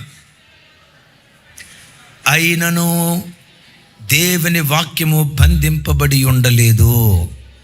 చప్పట్లు కొడితే యేసయ్యకు స్తోత్రాలు చెప్దాం. చూడండి, నేను నేరస్తుని కాదు, అయినా నేరం చేసిన వాడిలాగా నన్ను చెరసాల్లో వేశారు, నన్ను బంధించారు. కానీ పౌలు ఏమంటాడు తెలుసా? నన్ను బంధించగలిగారు కానీ దేవుని వాక్యం బంధించబడలేదు. వాళ్ళు నన్ను బంధించగలిగారు, నా దేవుని వాక్యాన్ని బంధించలేకపోయారు. ఎందుకు ఈ మాట అన్నాడు? బంధకాలలో ఉండే, చెరసాలలో ఉండే పౌలు 4 పత్రికలు రాశాడు. ఎఫెసీ పత్రిక, కొలసీ పత్రిక, వింటున్నారా? ఫిలోమాను పత్రిక, 4 పత్రికలు రాశాడు. 1 కొలస్సి, 2 ఫిలిప్పి, 3 ఎఫెసీ, 4 ఫిలోమాను. ఎన్ని పత్రికలు? ఒకసారి నా వైపు చూసి చెప్పాలి. ఎన్ని పత్రికలు? ఎక్కడుండి రాశాడు? చెరసాల్లో పడ్డాడు. తను ఏ తప్పు చేయలా. ఏ తప్పు చేయకపోయినా చెరసాల్లో పడితే వాస్తవంగా ఈయన అనాలా, అయ్యా శావ అని శావకొచ్చాను, నాకు చేసింది ఏంటి? జైల్లో పడేస్తావా? ఇక దేవుడు లేదు, అమ్మా మీకు దండం తల్లే, దేవుడు లేదు, ఇంకేం దేవుడు అంటే? ఏమిచ్చాడు దేవుడు? జైల్లో పడేశాడు. ఏమిచ్చాడు దేవుడు? చెరసాల పాలైపోయింది. ఏమిచ్చాడు దేవుడు? దేవుని నమ్మి దేవుని సేవకని వస్తే, దేవుని పరిచర్య చేయటానికి వస్తే, ఎంత నమ్మకంగా ఎంత యథార్థంగా బ్రతుకుతుంటే నాకు జైలా, నన్ను చెరసాల్లో పడేస్తాడా? నేను చెరసాల్లో పడ్డాను కాబట్టి ఇక దేవుని పని చెయ్యను అని పౌలు మౌనంగా ఉన్నాడా? అంటాడు, వాళ్ళు నన్ను బంధించగలిగారేమో కానీ నా ద్వారా వెలువడే వాక్యాన్ని వాళ్ళు బంధించలేకపోయారు. పెద్దగా చెప్దాం ఆమేన్. దైవజనమా, కొన్నిసార్లు శత్రువైన సాతాను రోగంతో నిన్ను బంధిస్తాడు, మరణాలతో బంధిస్తాడు, ఆర్థిక సమస్యలతో బంధిస్తాడు, అవమానాలతో బంధిస్తాడు. రకరకాల సమస్యల బంధకాల్లో నిన్ను బంధించి సైతాను కూడా వచ్చి మరలా అంటాడు, ఏమో దేవుడు అని పరిగెత్తుతున్నా. ఏం చేశాడు దేవుడు? మన ఆపరేషన్ జరగలేదా నీకు? మీ ఇంట్లో ఈ మరణం జరగలేదా? మీ ఇంట్లో ఈ నష్టం కలగలేదా? ఎంత ప్రార్థన చేసినా మీ ఇంట్లో ఈ కీడు కలగలేదా? ఇంకెందుకమ్మా ప్రార్థన చేస్తావు? ఇంకెందుకమ్మా దేవుడు అంటావు? ఏమిచ్చాడు దేవుడు నీకు? ఏమిచ్చాడు దేవుడు నీకు? నీకేమైనా పిల్లల్నిచ్చాడా? నీకేమైనా ఆస్తి ఇచ్చాడా? నీకేమైనా డబ్బు ఇచ్చాడా? నీకేమైనా వెండి బంగారాలు ఇచ్చాడా? ఏమిచ్చాడని దేవుడు అంటావు? అదిగో వాళ్ళు సాక్ష్యం చెప్తున్నారు. నీకేమైనా ఉందా సాక్ష్యం? మా అబ్బాయి కలెక్టర్ అయ్యాడు అని అన్నారు, మా అబ్బాయి డాక్టర్ అయ్యాడు అని అన్నారు. మరి నీ సాక్ష్యం ఏది? ఇంకెందుకమ్మా ప్రార్థన చేస్తావు? ఏమిచ్చాడని దేవునికి ప్రార్థన చేస్తావు అని కొన్ని బంధకాలు చూపించి నిన్ను భయపెడతాడు సాతాను. నీ భక్తిని బంధిస్తాడు సైతాను. నిన్ను కాదు బంధించేది, నీ భక్తిని బంధించాలని ప్రయత్నం చేస్తాడు. నీవెలా ఉండాలో తెలుసా? క్రీస్తు ప్రేమకు ఖైదీగా బ్రతికేవాడు. కరువైన, ఖడ్గమైన, వస్త్రహీనతైన, ఉపద్రవమైన, ఉన్నవైనా రాబోవునవైనా క్రీస్తు ప్రేమ నుండి ఏవి నన్ను ఎడబాపలేవు. గట్టిగా చెప్తే ఆమేన్. దైవజనమా, నీ భౌతిక పరిస్థితి భక్తి జీవితం మీద ప్రభావితం చేయకూడదు. ఎలా బ్రతకాలి? పెట్టిన ఆయనే నా దేవుడు, పెట్టకపోయిన ఆయనే నా దేవుడు, ఆశీర్వదించిన ఆయనే నా దేవుడు, ఆశీర్వదించకపోయిన ఆయనే నా దేవుడు, సంతానం ఇచ్చిన ఆయనే నా దేవుడు, ఇవ్వకపోయిన ఆయనే నా దేవుడు, ప్రమోషన్ ఇచ్చినా, మొత్తం చెప్పండి, ప్రమోషన్ ఇచ్చినా ఆయనే నా దేవుడు. చివరికి డిమోషన్ ఇచ్చిన ఆయన్ని ఆరాధిస్తూ బ్రతుకుతా.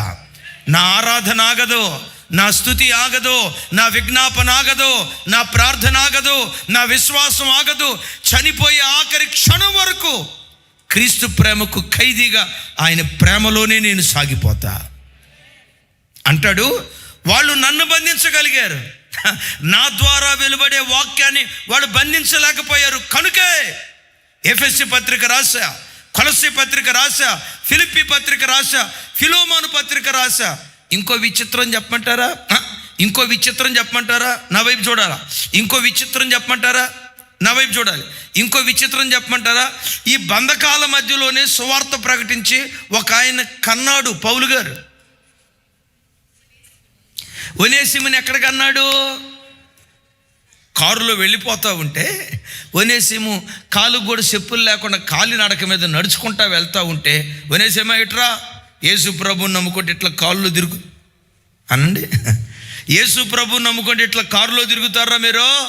ఇదిగో ఈ సైకిల్ బాదురా, కాలినడక బాదురా, యేసు ప్రభుని నమ్ముకో, కారులో తిరుగుతావు. చూడు చూడు, నా దేవుడు నన్ను కారులో తిప్పుతున్నాడని కారు మీద కూర్చొని సువార్త ప్రకటించాడా? జైల్లో ఉండి సువార్త ప్రకటించాడా? నేనంట, జైల్లో ఉన్నవాడు ఏమని సువార్త ప్రకటించి ఉంటాడు?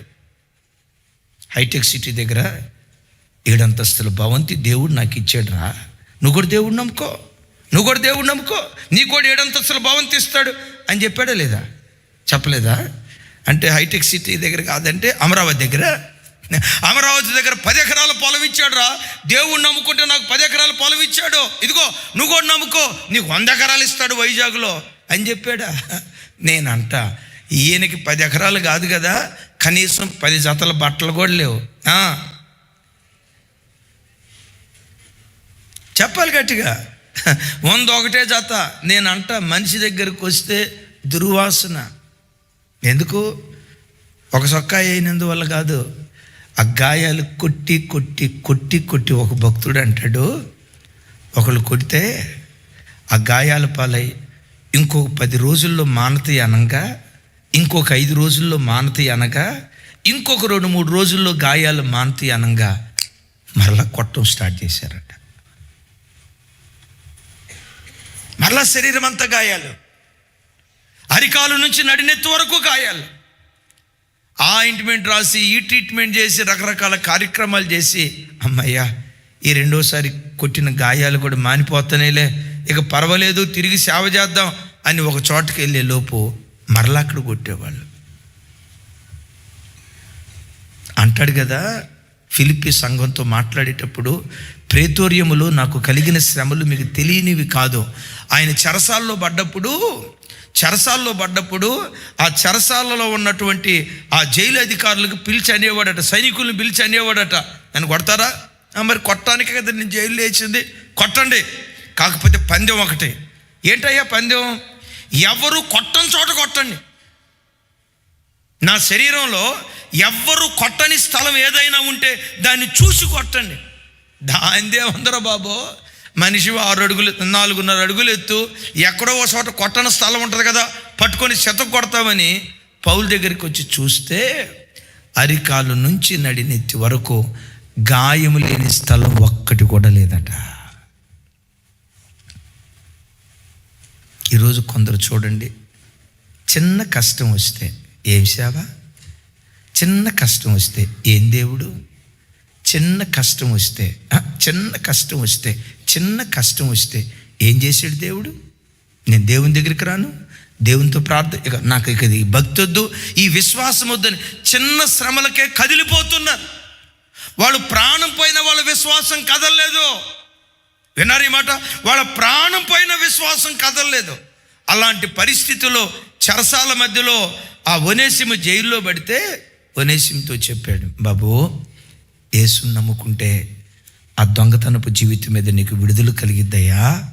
నువ్వు ఫిలోమోను ఇంట్లో దొంగతనం చేసి కదా జైల్లో పడింది. యేసుని నమ్ముకుంటే నీతియుక్తమైన జీవితం నీకు వరంగా ప్రసాదిస్తాడు, పవిత్రమైన జీవితం నీకు వరంగా ప్రసాదిస్తాడు. ఆ యేసును నమ్ముకుంటే పరలోక రాజ్యాన్ని దేవుడు నీకు అనుగ్రహిస్తాడు. ప్రభు నమ్ముకో నాయనా ఒనేసిము అని తాను బంధకాల మధ్యలో ఉండి తన దేవుని గురించి ప్రకటించాడు. అందుకని ఫిలోమోను పత్రికలో అంటాడు, చూడండి ఆ మాట.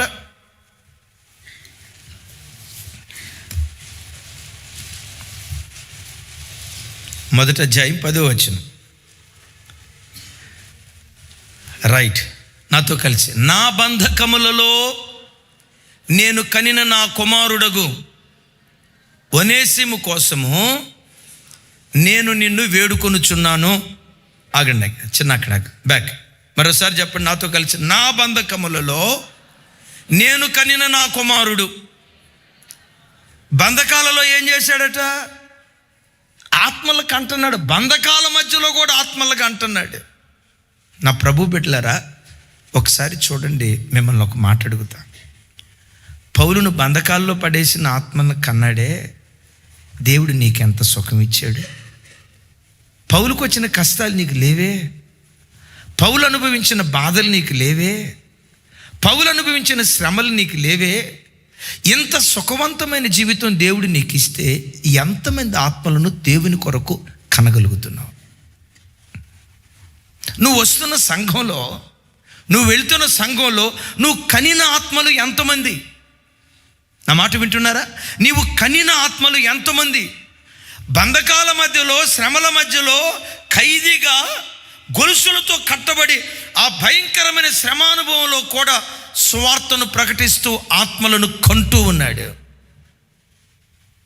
బంధకాల మధ్యలోనే తన ఆత్మలను కంటే ఎన్నో బంధకాలు నీ జీవితంలో తెంచాడుగా.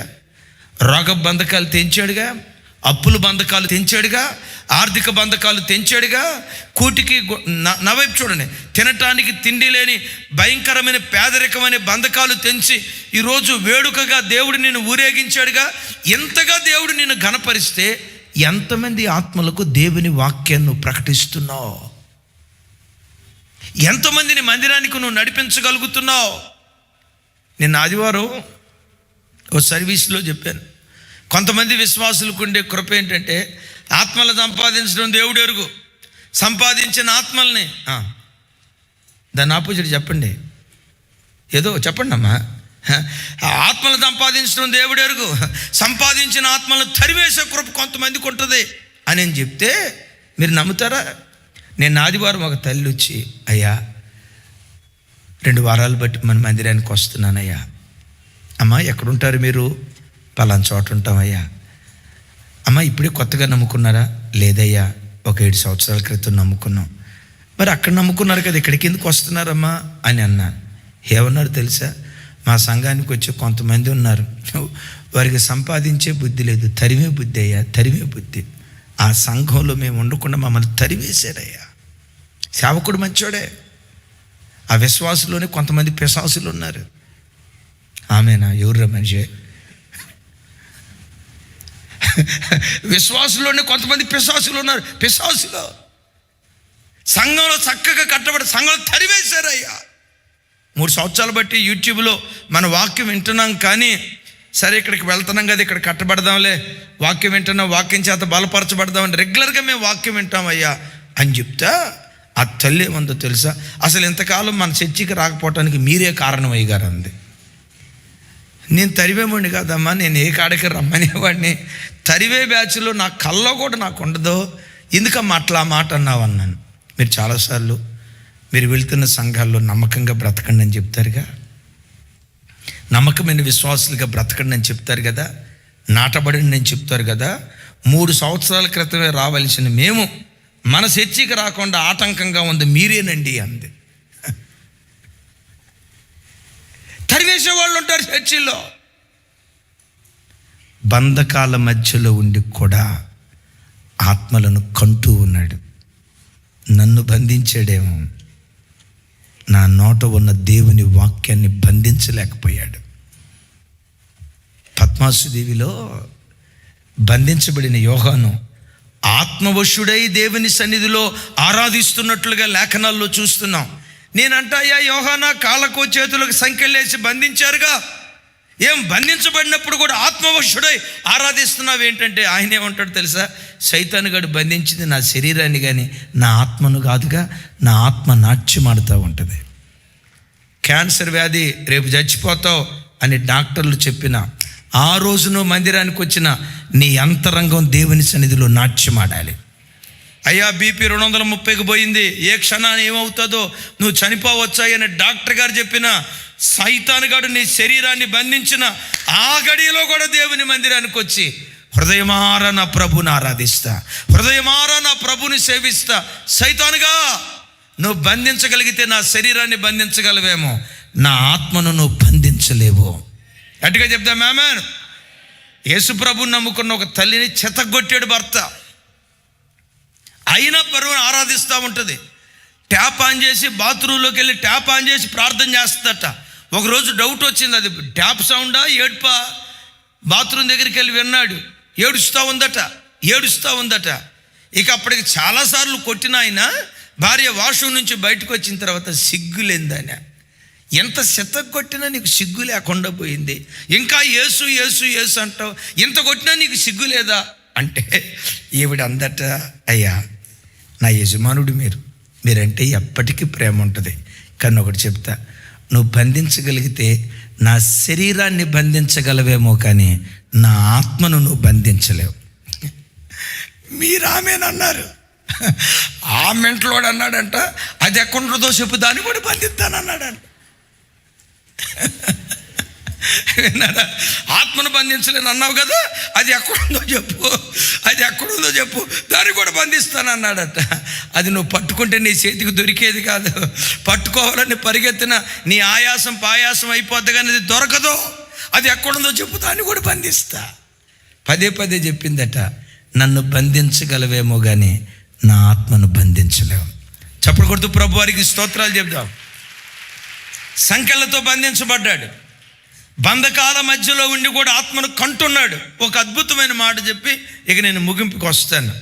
ఈ బంధకాల మధ్యలో ఉండి కూడా ఎంత నీతి విలువ కలిగి ప్రవర్తిస్తున్నాడో ఫిలోమోను పత్రిక ఇందాక చూపించింది చిన్న 1వ అధ్యాయం 13వ వచనం చూడు చిన్న.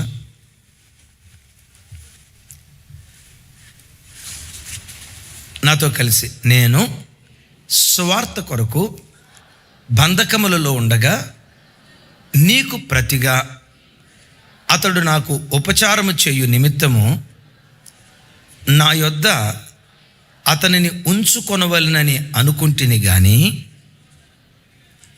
నీ ఉపకారము బలవంతము చేతనైనట్టు కాక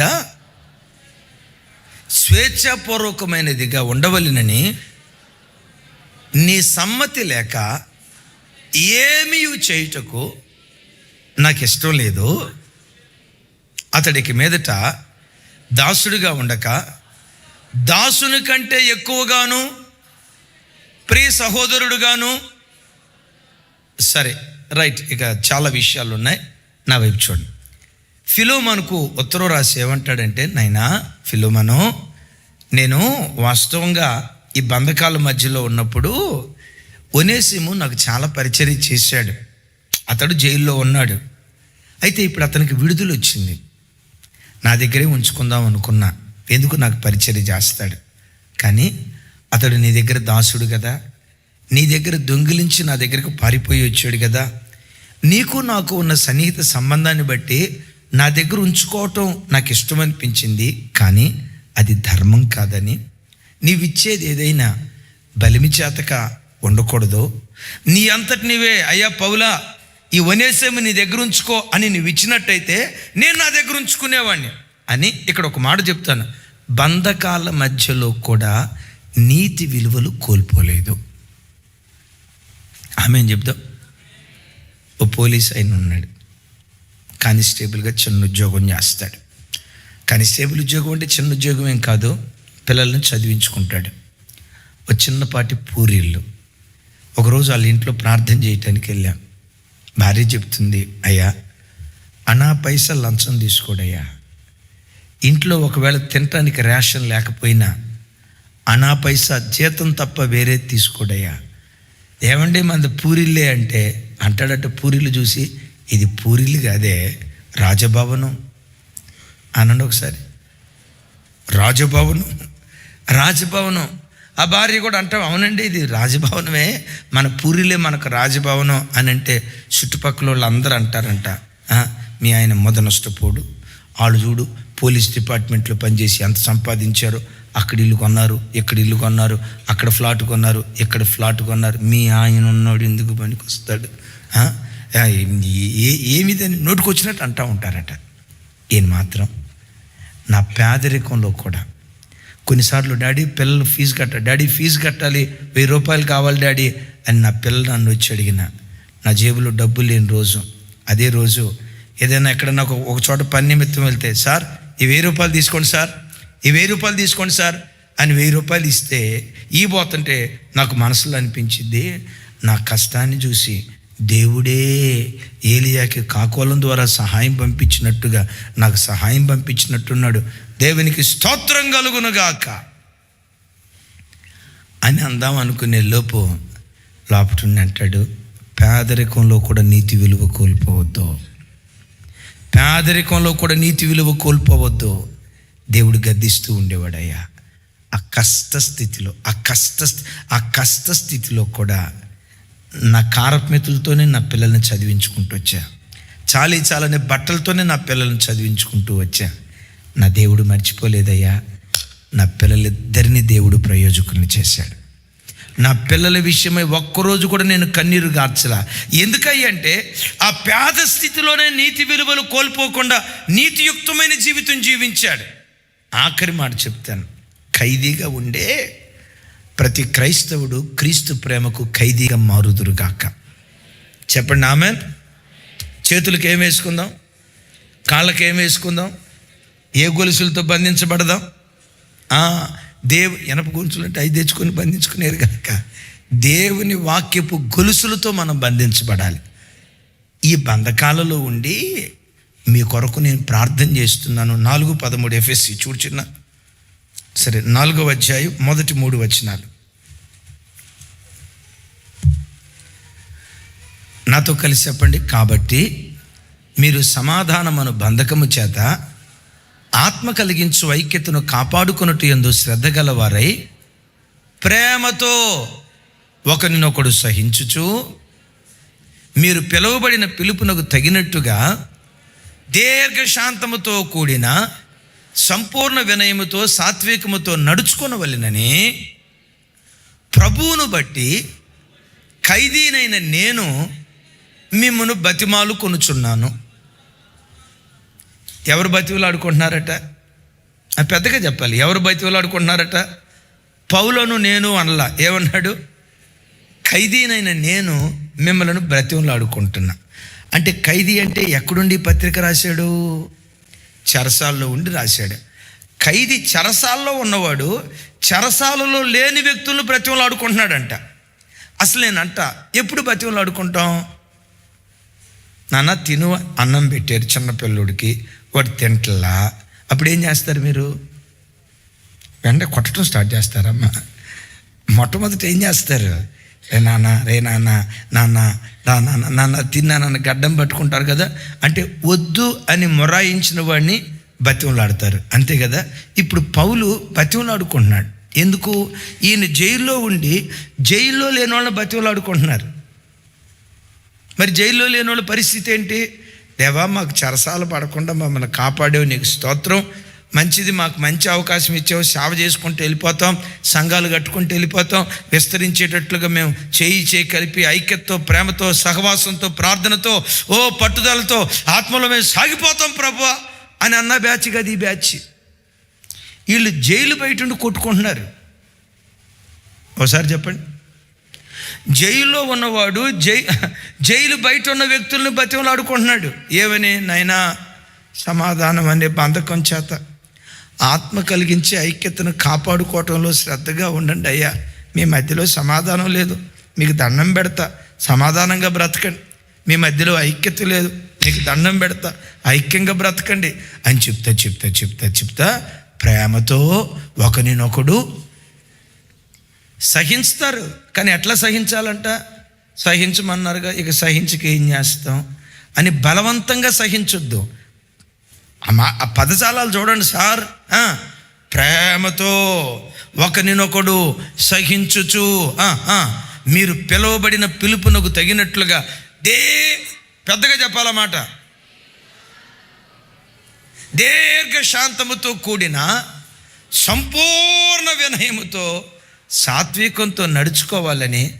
అమ్మా, జైల్లో ఉన్నవాడు బయట ఉన్న వాళ్ళతో బతిమలాడుతున్నాడు.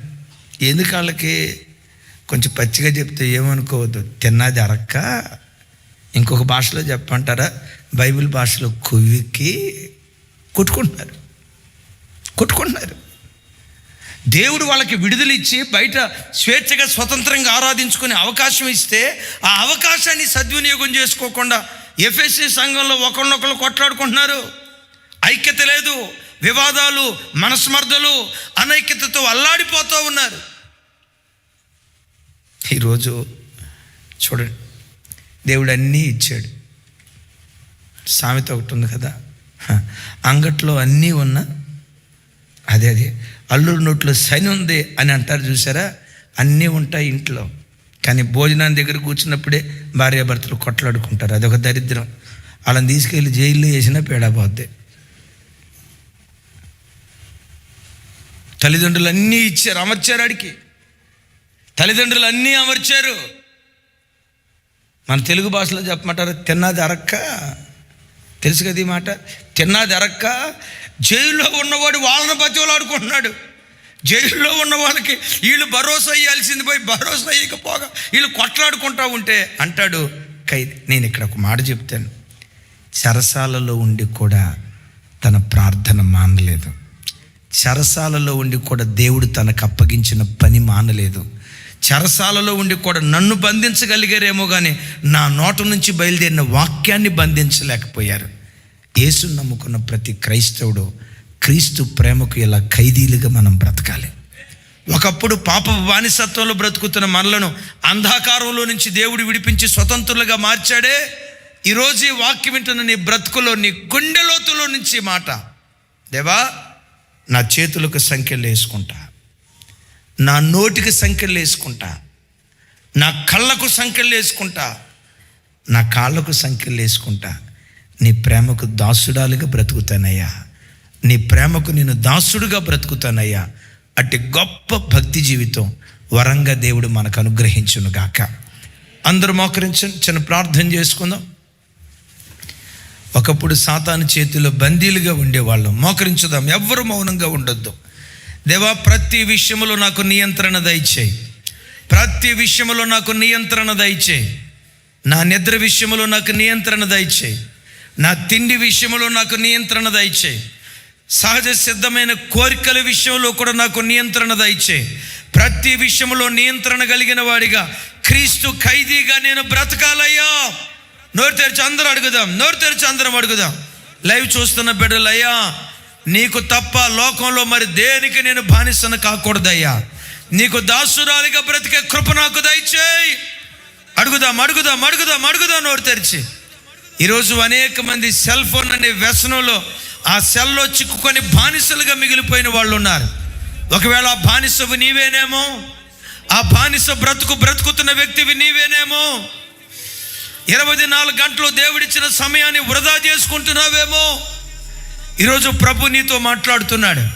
చిన్న చిన్న శ్రమలకే కదిలిపోయి దేవుడు ఏం చేశాడు, దేవుడు నాకేమి ఇచ్చాడని పరస్పర నిందతో ఒకవేళ దేవుని సన్నిధిలో అలా బ్రతుకుతూ వచ్చావేమో. పౌలును చూడండి, చెరసాలలో ఉండి నా బంధకాలలో నేను కనిన నా కుమారుడు. వారు నన్ను బంధించగలిగారు కానీ వాక్యాన్ని బంధించలేకపోయారు.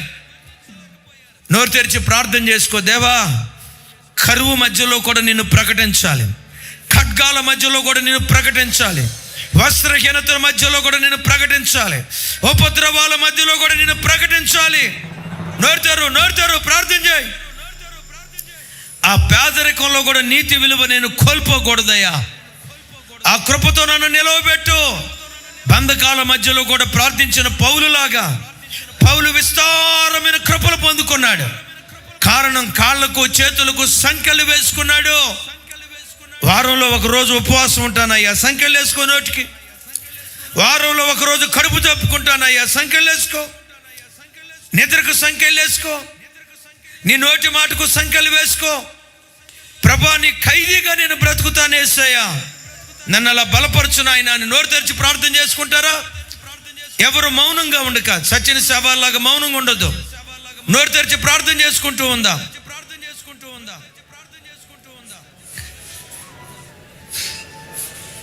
ఎవ్వరికి దొరకని కృప పౌలుకు దొరకటం ఊరక దొరకలేదు.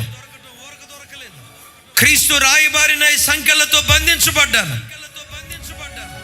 క్రీస్తు కొరకు ఖైదీనైపోయాను, క్రీస్తు కొరకు ఖైదీనైపోయాను. దేవా కృపలో నన్ను స్థిరపరిచాయా, ఆ కృపలో నన్ను స్థిరపరిచాయా. ఈ లోకానికి దాసులుగా బందీగా ఉండటానికి వీలేదయ్యా. నీకే దాసులంగా, నీ ఖైదీలంగా ఉంటూ ఈ లోకానికి వేరే బ్రతుకున్న దినాల్లో ప్రభు నమ్మకమైన వారిగా బ్రతుకున్నట్లుగా సహాయం దయచేయండి. అయినా నీ సన్నిధిని దాటిపోనివద్దు ప్రభా. ఇంతవరకు నీ కృప చేత కాపాడి ఉన్నావు నైనా. పౌలు గారు ఏ రీతిగా, ఏ విధంగా నైనా నీకు ఖైదీగా ఉండు, చెరలో ఉండి కూడా ఆత్మలను కన్నాడు. అలాగే బలహీనత అయినా, కరువైనా, ఖడ్గమైన, హింస అయినా, బాధ అయినా, ఎన్ని ఇబ్బందులైనా ప్రభువా నీ నామ మహిమార్థమే జీవించుచు అనేక మందిని నీ తట్టు త్రిప్పేటటువంటి కృపచేత మమ్మును నింపుము ప్రభువా.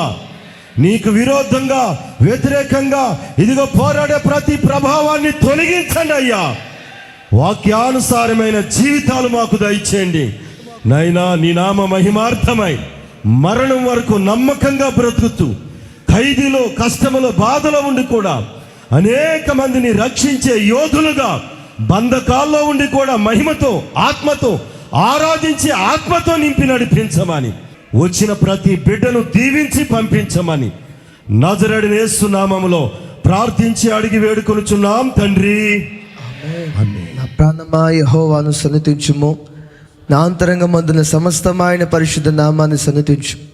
నా ప్రాణమా యెహోవాను సన్నిధించుము, ఆయన చేసిన ఉపకారముల్లో దేనిని మరువకుము. ఆమేన్, ఆమేన్. ఇంతవరకు ఓపికతో విన్నందుకు మీకు అందరికీ కృతజ్ఞతలండి. ఇంతవరకు నా ఛానల్ సబ్స్క్రైబ్ చేసుకోకపోతే దయచేసి సబ్స్క్రైబ్ చేసుకోండి, లైక్ చేయండి, షేర్ చేయండి. ఇంకా లేటెస్ట్ వీడియోల కోసం బెల్ ఐకాన్ మీద క్లిక్ చేయండి.